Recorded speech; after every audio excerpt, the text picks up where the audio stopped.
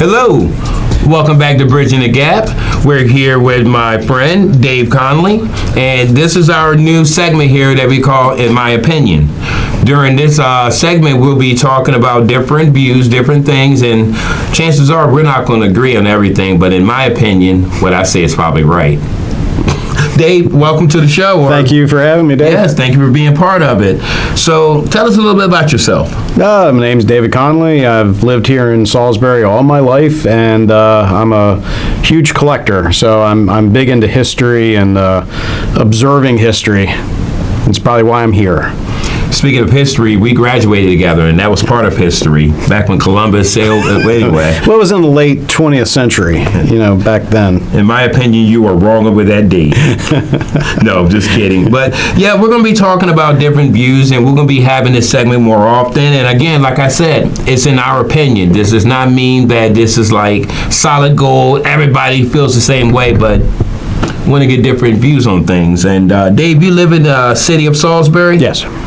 And when I asked you what part, what did you call it? South Central. You live in South Central Salisbury. And what kind of an area would you say that would be? Well, the Van Buren boys, they kind of run the show. Mm-hmm. But as long as you show 8 fingers, then they know you're cool. Oh, my goodness gracious me. Is it a, would you say that trash pickup and everything happens when it should in that area? I think so, yeah. Okay, so it's a pretty normal area here in Salisbury. Yeah. Okay. So, do you know who your council person is there? No, I do not. Do you find that being a little alarming? Well, it's alarming that I've never had a council member ever come to my house and knock on the door and say we're running for council or anything like that. It almost seemed like they just got the job. Do you vote? No. Oh, well, see, that's probably why. Yeah, it's probably one of the reasons. They probably have records as to who voted last and only go to those places. And that's the sad part, because whether you vote or not, which you should, in my opinion, you should, but whether you vote or not, you're still part of the area. So, but you do keep an eye on what's going on. Yes. Huh? Okay. So let me ask you, how do you feel the job of the mayor's been going the last 2.5 years been in office? I mean, he's ruffled some feathers. It seems like there's a few people that really don't like him, but I always notice with every mayoral position, there always seems to be a group that doesn't like them. I watched it with Barry Tillman and Jacob Day. There's always two sides to everything when it comes to that. Mm-hmm. So what are some of the things you like about what he's done? It goes several different ways. Like, I mean, I guess the big thing is how he's put his foot down with a couple of the property issues where people are possessing property but then not doing anything with the property, but yet holding on to the property. And it just seems to be like an incredible waste of time and almost like a power grab. You talking about Blue River? Well, no. Actually, the one that hit me the hardest was what used to be the Salisbury Flea Market. Mm-hmm. It's just insane to think how there's a parking lot there that the courthouses can't even use. Nobody can use it, and yet nothing has been done with that for, 3 years now? And it's a shame because, I'm a grassroots kind of person, and I think the flea market that was there had no issues, and at the same time, I don't know how much money it was really raising off of the lot, but I mean, even if it's making $50 to $100 a day, that's still money going into the city that can help with any problems in the city. That's true. For me, I think one of the big changes that I've noticed since he's been in office is Carroll Street. It used to be the worst place to drive, in my opinion. Yeah, all the different bike lanes, which were never used by bicyclists, were. It's one of those things where I don't know who asked for it. Like, who was it who said we need more bike lanes? And It kind of made me feel like Jake Day had gone to a seminar and been told, we're going with a European design and we need to do this, this, and this, and he went and did it without ever asking anybody if this money needs to be spent. It's almost like, in my opinion, almost like he had a friend that was in a job for him where they, stretch out roads and put in lanes, and it made a quick buck for somebody, and now all that money's gone. Yeah, I mean, we got, well, don't get me wrong, the one roundabout that's right there, the Greg Bassett roundabout, that's been very good. It's any roundabout is good as long as people understand how yields work, and there's some people, unfortunately, that don't know what a yield is, and they just come to a stop, and then that causes, all the kind of, backup and everything else. But as long as people know how the roundabout works and knows how a yield works, it works fine. And I kind of go back to a time when, speaking like Brew River, a lot of people used to get tickets at that light leaving Brew River, and it was because the light would always change, just as somebody's going through it. And I'm sure there are police waiting for those opportunities, and a lot of times they would get people, with DUI charges. Yeah. Well, I just remember it just seemed like a mess there back before they had that. And again, when they first put it there, I was a little leery of it because I was one of those people that know how to negotiate it. Now, I have to disagree with you and say that all roundabouts are good, because there's one on South Boulevard by that park. No reason for it to be there. I mean, as a matter of fact, that's a residential area where a bus, it has a hard time getting around it, or if you needed a fire truck. Then you got two of them by the city park that are... Yeah, the city park ones make no sense, it seems. And that's the thing, too, is when people are using the roundabout, like, for example, to go into the zoo, the oncoming traffic doesn't know what to make of it. It just seems really kind of odd. But, I mean, in a sense, the roundabout does bring people to a slow, which is good. Because I'm sure there's in the past been quite a few accidents that probably have gone under the radar, where a kid gets bumped by a car, and, So, I mean, for those things it helps. But, yeah, there's certain areas, like with the city park, where they have roundabouts, and it makes no sense. Didn't quite understand that one at all. And, well, I do realize that Mayor Taylor's kind of like, he's also taking down some of the other things, like I guess that may have represented different groups. Yeah, the LGBT crosswalk was taken up, and I saw quite a few people crying about that, like it was the end of the world. But I think it's always interesting where some groups want to be represented, but they want to be treated the same. And I don't understand how any group wants to be treated respectfully the same as everyone else, but then also let everybody be aware about how different they are. And I just kind of find it like almost humorous how many people cried when the crosswalk was taken up, like it was the end of times, and that, this new dark cloud is coming over, and I don't really see it that way. Well, and I'm not even sure where that actually, the idea came from. Who did they approach? I think the whole idea was to let people who aren't from the city know that the city is LGBT friendly. And I mean, I don't think Salisbury's had any huge LGBT like crimes over the years, other than the SU incident. But yeah, I just I don't know. There's just elements of it that I just kind of find dramatic, where people really like are affected by a crosswalk being painted over or broken up.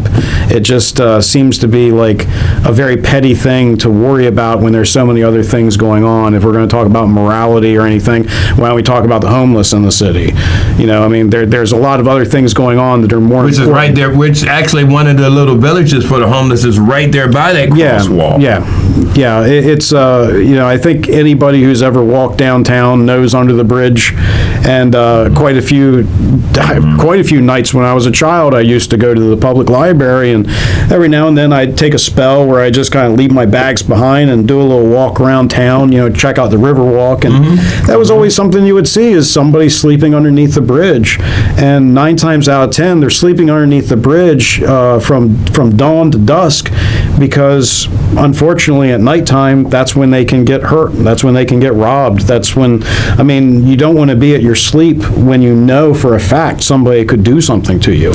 So a lot of them will sleep during the daytime.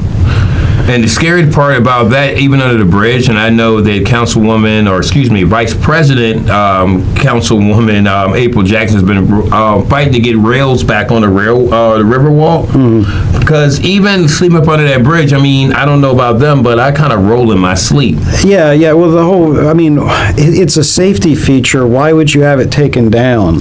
From what I understand, the previous mayor said that's not how it is in Baltimore. Day talking. Yeah. Yeah, I think, in my opinion, I think people like Jacob Day should just stick to Purdue and taking care of his inner circle and stay out of ours. Yeah. Well, I mean, like again, you've got not only the homeless on those river walks, but you've also got there's at least one or two bars that I can think of that are right there on the river. Yeah, so we're going to have at some point, well, we've had a couple drownings in that river, haven't we, where people have fallen into it, but, I mean, did they ever figure out if they were drug addicts or DUIs? You know, I'm not even sure. And here's another unique thing. That riverway is Maryland. So Maryland would pay for it. Right. So why wouldn't we? It's not even money coming. Well, it is. We live in Maryland, but more people will be paying for it than just right here. Well, so. Yeah, definitely make Annapolis pay for it. So now, while we're talking about downtown, and we said something about the mayor, and how do you feel about the council now that it's been kind of revised? Now it's all woman council.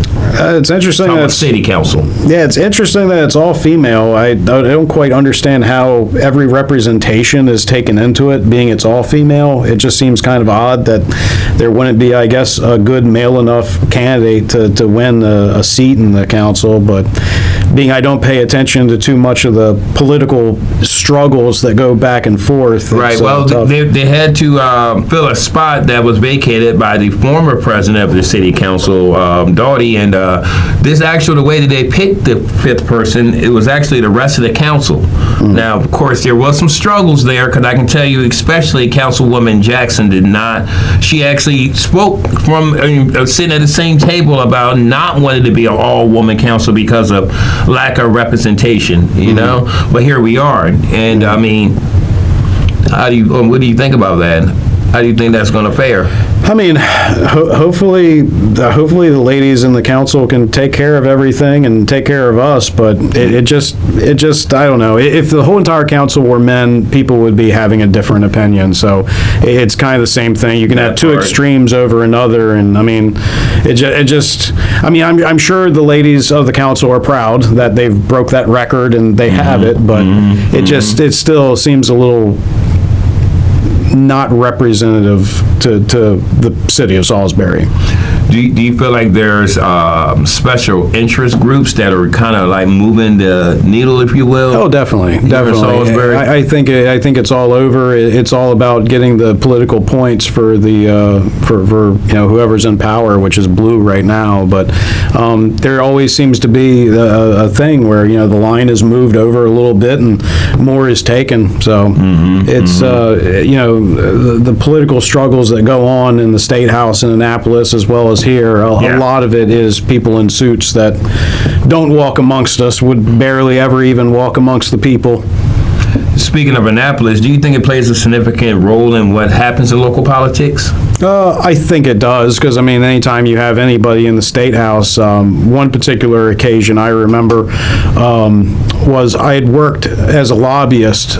This was, I think, back maybe in 2003 or 2004. I think this gentleman's name was Richard Maldonado, the west side of Maryland. There was a law being passed, or there was a law that was getting ready to go into the pass of the House in Annapolis, where the law stated that you could not go into the ER when a person is being brought into the ER unless you're a blood relative or married to them. And most people would look at it and be like, well, yeah, that's perfectly fine. But for the LGBT community, it wasn't, because back 20-some years ago, there wasn't any marriage. Right. So imagine bringing your loved one to the ER, and the ER tells you, well, you got to leave. Your ID doesn't check out. You're not married. So it was almost like it was a law, not for liability, but just for hate, like just a way to make things uncomfortable for one other group. And the thing that got me was, we're in a college town. I mean, think about the horror of you're away from home 2-3 hours, maybe even 5 states away. Right. And you're in the ER, and whoever is your roommate, your dorm mate, your lover, they can't say anything. They can't be in the room with you. right. The law that they were trying to kick in was just evil. It was just there was no liability involved in any of this. It was just a way to hurt one demographic. And Sure. we had built up a group of lobbyists from SU, and we took a bus to Annapolis, and we couldn't get to talk to too many of the council representatives, but I did get to talk to a few of them and explain our case, and the bill never did get passed. It got shut down. So it was a nice little victory, and we felt it was a victory for the gay, lesbian, trans community because it was a victory. I mean, no doubt. And it probably helped movements, go forward. So I think a lot of the things that Annapolis does, I mean, sometimes, to fight City Hall, you got to go to City Hall. So, when people here are going to Maryland to try to get a law change that's going to affect all of us, we have to go to Maryland, to Annapolis and take care of the business. Yeah, because I do know there was council people, thank you, and I know the county executive spent some time up there. Actually, I want to talk a little bit about the county side. Here recently, they took prayer away from the council.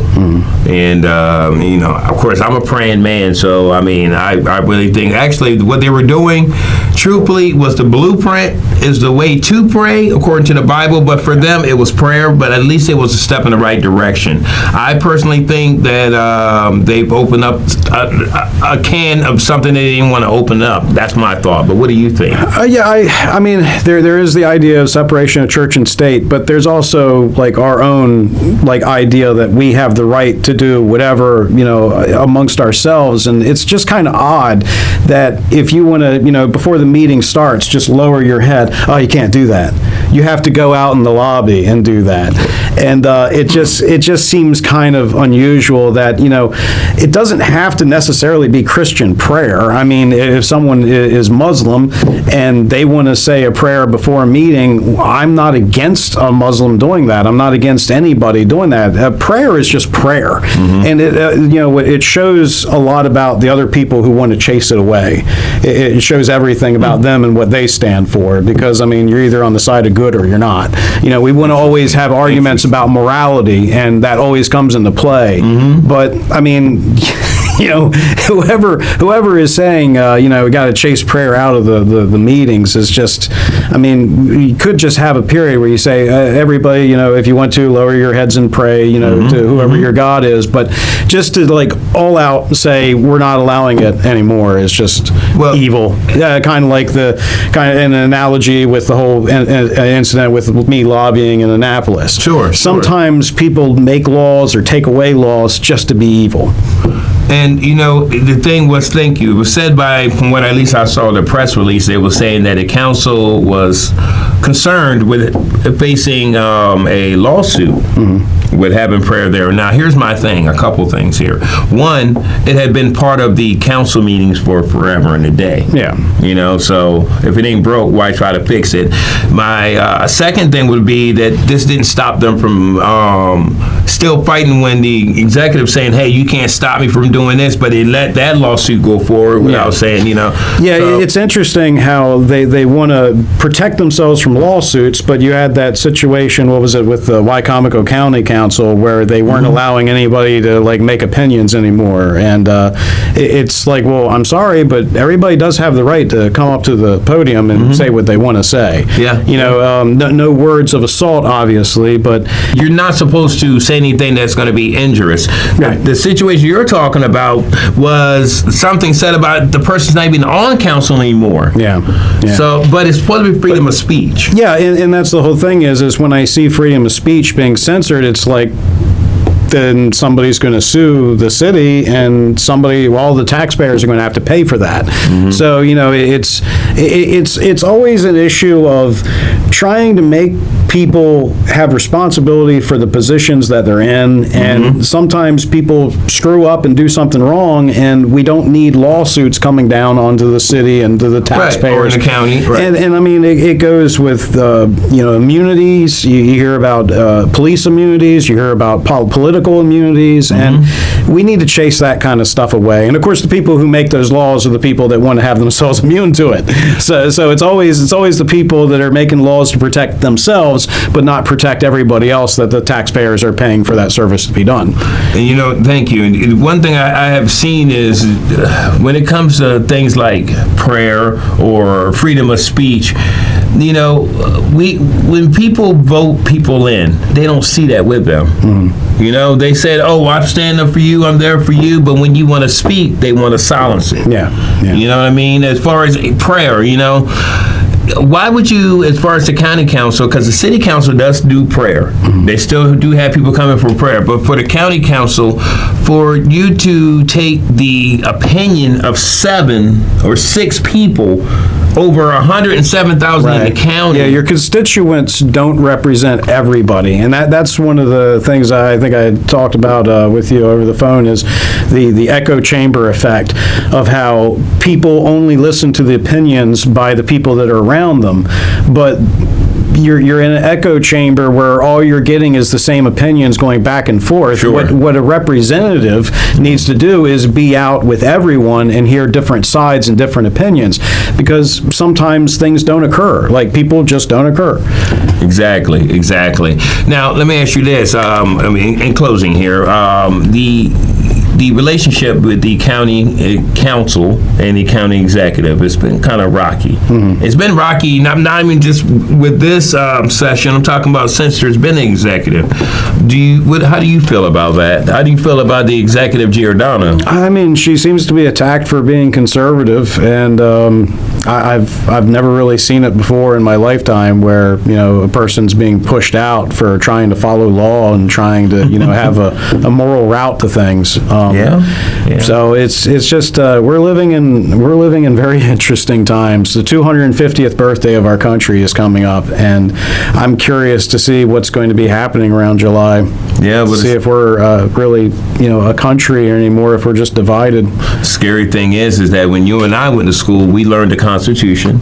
We had it was part of us getting a grade. But nowadays they can't even read cursive because they don't even write in cursive. Yeah, the school system has failed, and I mean it's two responsibilities, because obviously there's a lot of single parent homes, and there's a lot of mental illness issues in homes, but the school has to take some responsibility for students not passing, and what do they do it like they're passing kids with D grades, and there's no attention being given to these kids that are like slipping. I think when we went to school, you may have had, like, out of a classroom of 30, maybe 3 kids that don't get it.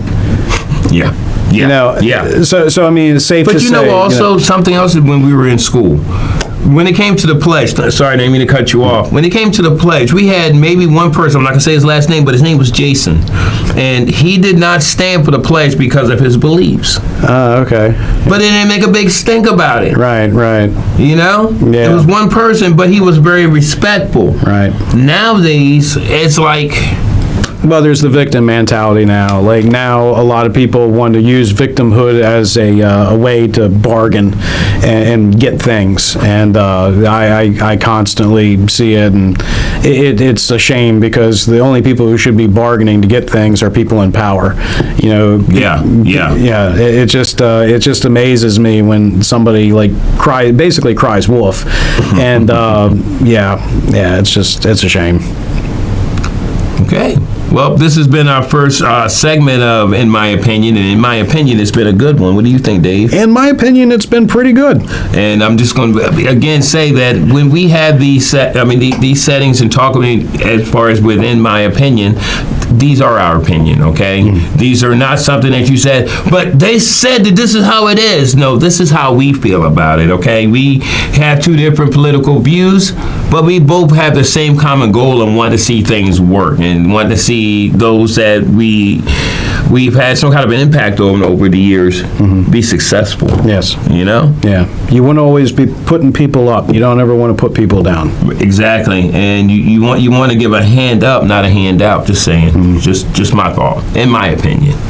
And Dave, you got anything else you'd like to I add? don't know. I'm just curious if there will be a drinking game for in my opinion every time somebody says in my opinion, just rack them up. In my opinion, we're going to have to say in my opinion a lot of times for that to happen. In my opinion, I think anybody who watches this show then should not go out and drive.